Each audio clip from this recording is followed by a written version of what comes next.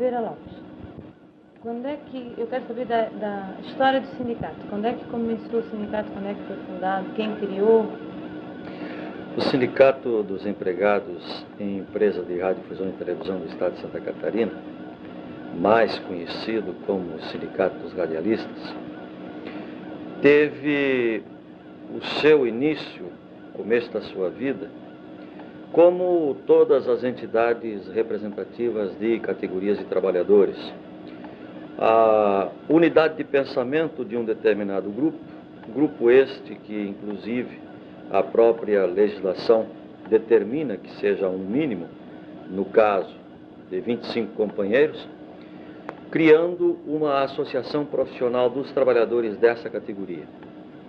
Depois de um prazo de vida de 6 meses, então é feito um processo pedindo a transformação efetiva em sindicato.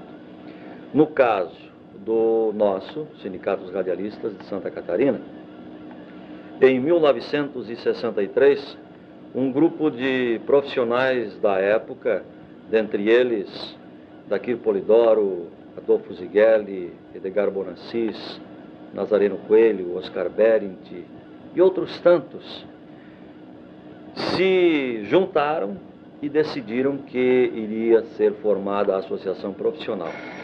De fato, isso aconteceu. 6 meses depois, foi iniciado o processo de transformação da associação para sindicato. E recebendo a entidade a sua carta sindical em 10 de junho de 1964. Daí é que nós, então, passamos a considerar efetivamente a entidade como, de fato e direito, a representativa de defesa dos interesses da categoria. E representou alguma modificação nas próprias rádios? E quanto à profissionalização das pessoas que trabalhavam em rádio, interferiu alguma coisa? As pessoas se preocuparam mais com a própria classe, procuraram se especializar ou melhorar? Qual foi o papel do sindicato a partir daí? Bom, o sindicato tem, por princípio, uma filosofia. O sindicato foi criado em todos os países para defender os interesses da categoria que representa. No Brasil, infelizmente, hoje, os sindicatos estão, na sua maior parte, deturpados. O sindicato não é entidade assistencial. A assistência é responsabilidade do governo. Mas, de um determinado tempo a esta época, 99,99% dos sindicatos do país passaram a ser assistenciais, esquecendo que a sua finalidade é defender os interesses e direitos dos trabalhadores que integram a categoria e o grupo. Evidentemente, a criação de um sindicato àquela época, quando estávamos em plena efervescência do movimento revolucionário de março de 64, causou impacto não só no meio dos companheiros que trabalhavam nos veículos em Florianópolis e Santa Catarina, haja vista que o sindicato é de âmbito estadual, representa todos aqueles que prestam serviços ao rádio e à televisão no estado, causou um impacto e ainda mais também fez com que as empresas passassem a encarar os nossos companheiros com outros olhares. Porque até então o negócio era na base do bangu. Vai dar valsa, se não quiser, vai embora. E o sindicato, pelo menos nos seus primeiros anos de vida, serviu para defender, como continua ainda defendendo os interesses do grupo. Você ouviu agora há pouco o telefonema, isso aí são fatos de quase todos os dias, de companheiros nossos procurando esclarecimentos sobre seus direitos, que algumas empresas continuam fazendo olhos e ouvidos de mercador para descumprir aquilo que é legal. Então, voltando efetivamente à sua pergunta, tentando respondê-la, Nós temos por princípio que o sindicato, por pior que seja ele, sozinho, ou por melhor que seja, sozinho não pode fazer nada. Ele tem que ter o respaldo, a participação efetiva dos elementos que ele representa. Porque somente através da unidade, através de uma formação de opinião una, é que o sindicato pode se fazer respeitar. Como é que é a situação do sindicato aqui em Santa Catarina? Ele representa a maioria, tem esse respaldo? Eu acredito que nós tenhamos, durante esses anos todos, e modéstia à parte, nos últimos 7 anos, sem demérito dos companheiros que nos antecederam na presidência do sindicato, nós temos procurado cumprir com a delegação representada, através da nossa eleição, dos companheiros que integram a nossa diretoria. Nós temos procurado defender sempre, quando, aonde for necessário, os direitos dos nossos companheiros. Disto nós não abrimos mão em instância alguma. E aqueles que convivem com nós aqui no sindicato sabem que nós temos enfrentado algumas barras pesadas. E vamos continuar enfrentando enquanto nós estivermos, digamos assim, no lado de lá da mesa, com a responsabilidade da presidência que nós temos delegada pelos companheiros. Isto é um princípio que nós jamais vamos deixar de lado. E com isso nós não queremos dizer que nós estamos nos antepondo absolutamente à classe empresarial. A nossa filosofia é o seguinte: o que é nosso, e o que é do patrão, bom proveito ele faça. Não vamos abdicar como não temos abdicado. Pelas entrevistas que eu fiz até hoje, as pessoas me dizem que diante da televisão, do advento da televisão, por volta de 70, 68, parece que o pessoal de rádio, principalmente os empresários, se apavoraram e acharam que estavam perdendo seu espaço, foram demitindo funcionários. As rádios aqui tinham caixa de teatro, tinham um repórter, tinham vários funcionários e se limitaram assim, a um número mínimo, né? E depois a programação também passou a ser grande parte gravada, né? Como é que o sindicato reagiu diante disso? Como é que o sindicato vê esse fato? O advento, ou toda e qualquer novidade, quando é novidade, causa uma revolta, causa prejuízos a uma determinada área, lado, etc. No caso do advento da televisão, como em todo mundo, logicamente criou um impacto. Era a época, e continua sendo, sem dúvida nenhuma, um poderoso veículo de comunicação. Agora, também o rádio bem feito, não serviço de alto-falante com o nome de rádio, que nós temos aqui aos montes. Eles sabem disso e eu não escondo, digo e provo. Isso que é o pior para eles, né? Quando eu digo eles, empresários. Não vai existir, acho eu, um veículo que seja mais poderoso que o rádio. Com o advento do transistor, agora, neste instante, no pico do Morro do Cambirela, aonde não tem energia elétrica, alguém está com um tijolinho no ouvido, um radinho portátil, ouvindo as notícias desse mundo conturbado.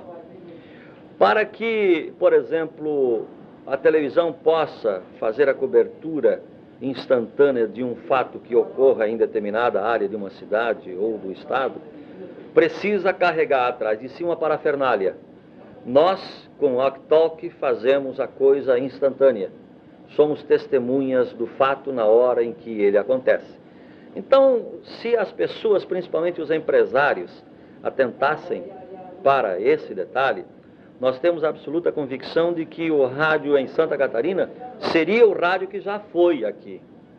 Infelizmente, apesar da evolução da tecnologia, dos meios que foram colocados ao alcance para que o serviço fosse bem feito, contentando a todas as camadas de uma sociedade, infelizmente, em Florianópolis nós temos um rádio de má qualidade. é um serviço de alto-falante com nome de rádio. Existem empresas que estão jogando pela janela o potencial que tem.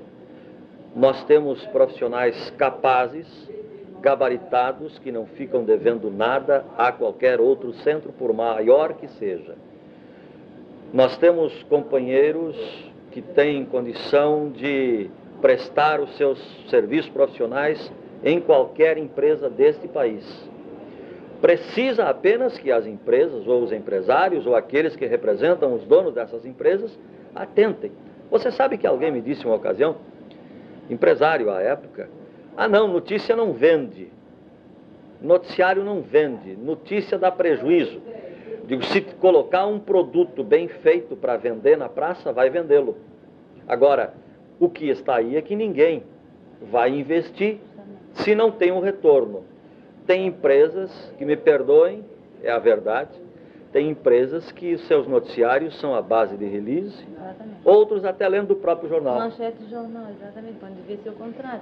Então, nós já tivemos a empresa que eu ainda continuo vinculado, a Rádio Diário da Manhã, foi a única neste país, na década de 50, a fazer frente à Rádio Nacional, empresa estatal do Rio de Janeiro, que era o bicho-papão na América Latina. A Rádio Diário da Manhã, aqueles que conheceram na época, tinha conjunto de orquestra própria, tinha cantores que eram empregados, tinha 3 classes de radioteatro, tinha programação ao vivo de auditório diariamente. E hoje, está aí, né? O sindicato tem feito alguma coisa de concreto, assim, algum movimento? Ou... Em relação a isto, em 1963, dá para atender o telefone? Tá. Em 1963, em 23 de junho de 63, o então presidente da República, que era o João Goulart, baixou 2 decretos-leis. Um, regulamentando o exercício profissional, e um outro estabelecendo a obrigatoriedade de programação ao vivo nas emissoras de rádio e de televisão. Tanto um quanto o outro desses diplomas legais criou uma correria no meio empresarial.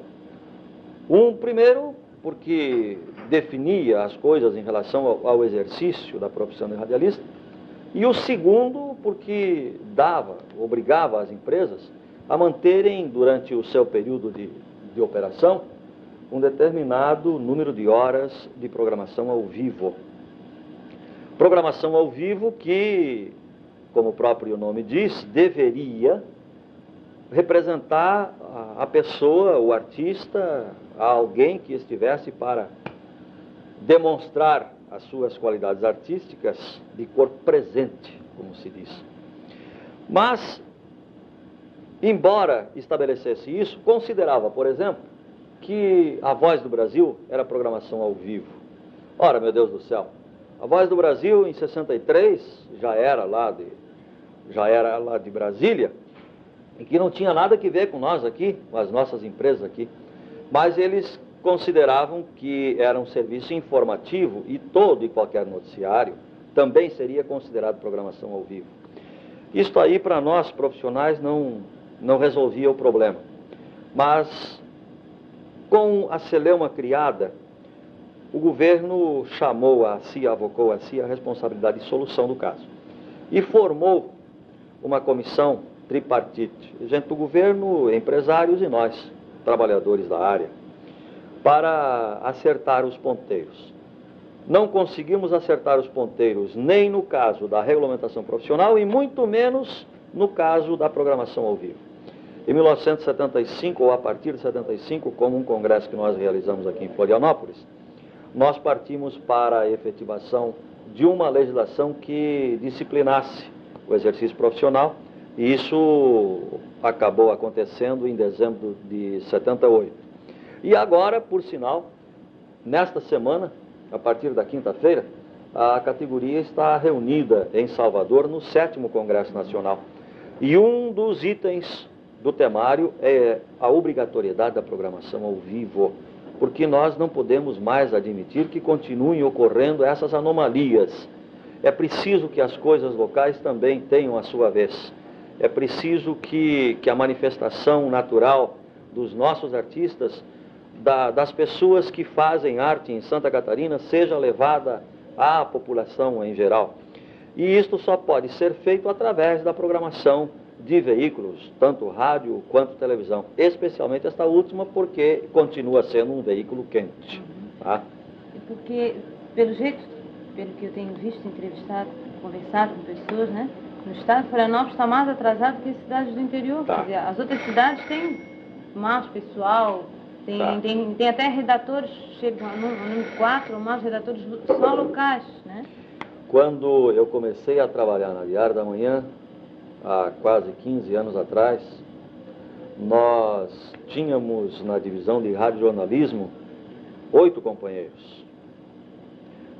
E estes 8 companheiros, com dedicação praticamente exclusiva, gente que andava às ruas a toda hora, a todo instante, presente, porque exigia o trabalho que estava sendo feito, que esses companheiros estivessem atentos a todo e qualquer acontecimento da cidade. Hoje, isso aí é apenas reminiscência, né? Infelizmente. Vou ficar na Diário da Manhã apenas que eu conheço, tá? Mas já citei outras informações que também são reais do rádio de Florianópolis. Então você veja, nós hoje temos uma estação no interior do estado, uma emissora, que tem 50 kW, no interior do estado. Nós aqui já tivemos uma empresa, Florianópolis tinha só 2 ondas curtas, uma de 49 metros da Guarujá e outras dos 31 metros da Diário da Manhã. Esses 31 metros da Diário da Manhã foram vendidos à estação de onda curta de 31 metros da Diário da Manhã, que cobria este universo, foi vendida para determinado grupo, que hoje só tem programas religiosos da manhã à noite. Não vou entrar no mérito. Apenas eu acho que foi um crime cometido contra o próprio Estado, que deixou de ter um veículo que poderia ser o canalizador das grandes aspirações. É uma rádio à parte? É outra empresa. A Diário da Manhã hoje só tem AM e FM, certo? A onda curta hoje é a Rádio Marumbi, certo? Que foi vendida para um grupo do Paraná e é um grupo religioso, e esse grupo só tem programa religioso. Funciona aqui? Aqui mesmo em Florianópolis. Ele funciona inclusive lá no Morro do Antão. Em que época foi vendida? Isto faz uns 4 a 5 anos no máximo. Eu continuo dizendo, foi um crime. Nenhuma autoridade, por incrível que pareça, também nenhuma autoridade do Estado sequer levantou a voz para condenar. Depois se queixa que Santa Catarina é a terra do já teve. Agora, veja só, para nós, profissionais, isto aí é o fim da picada. Felizmente, a Guarujá não fez ainda um tipo de negócio desses. Tá? No congresso da CAERT, realizado há pouco tempo em Camboriú, parece que eu estive lá e a preocupação que eu notei, grande, era quanto à adequação à lei, até mesmo a tentar burlar a lei, a não contratar profissional. Isso aí né? Isso aí é cheio. Quer dizer, fora isso, as programações gravadas estão reduzindo cada vez mais o mercado de trabalho, né? Concordo consigo. Então, Você veja só, fica essa situação? Você veja só, o caso das FMs. Então, pela nossa legislação, que não diz se o serviço vai ser prestado em AM, FM ou televisão, mas que estabelece uma jornada de trabalho de 5 horas para o setor de locução e de 6 horas para o setor técnico operacional. Então, tem empresas, de FM especialmente, que grava a sua programação. Um locutor fica às 24 horas, blá, blá, blá, blá, não tem aquele que resista, né?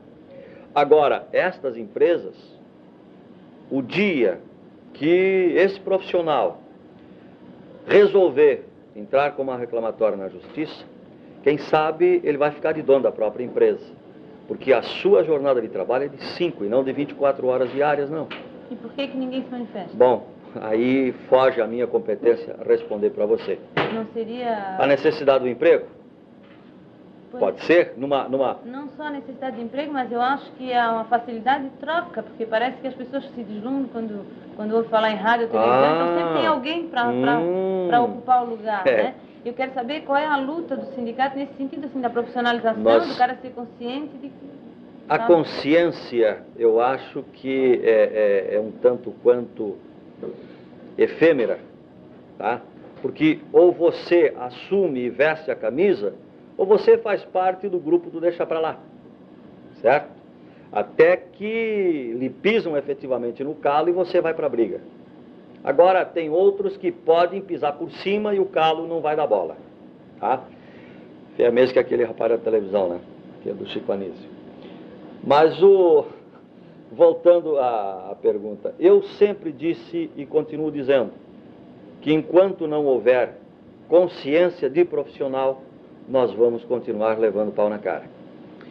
Existe a legislação que depende mais dele do que propriamente do sindicato, para ser cumprida. Existem direitos que são inalienáveis, existem prerrogativas que são nossas, mas que eu acho, e talvez aí que seja a falta daquilo que eu disse, a consciência profissional, também a necessidade do emprego. Apesar dos pesares de praticamente a cada mês está sendo instalada uma nova empresa no estado de Santa Catarina, o número de companheiros desempregados é grande. E aqueles que estão hoje trabalhando por salário mínimo, preferem continuar recebendo esse salário mínimo do que não receber nada. Não se conseguiu um piso salarial ainda? O máximo que nós temos é o que estabeleceu o pré-julgado 5676, que é salário normativo, que corresponde a 25% do salário mínimo, a mais do salário mínimo, tá? Que seria o salário de ingresso na empresa. E esse salário reajustável a cada 6 meses, de acordo com a Lei 6.708. Mas isso aí não é solução.